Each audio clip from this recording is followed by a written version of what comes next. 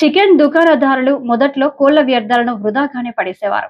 Chicken వ్యర్థాల విశాఖలో Kapulapada dumping యార్డులో తరలించేవారు.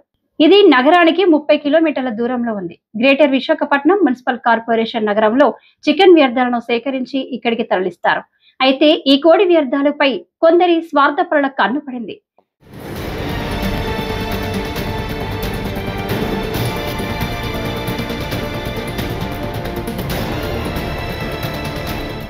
అయితే ఈ కోడి వ్యర్థాలపై కొందరి స్వార్థపరుల కన్ను పడింది.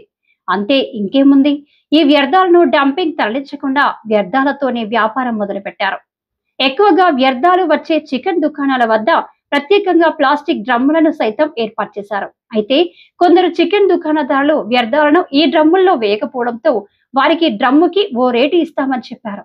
అంతే, వ్యాపారులు సైతం వ్యర్థాలను భద్రపరిచి మరీ సంబంధిత వ్యక్తులకు అప్పగిస్తున్నారు.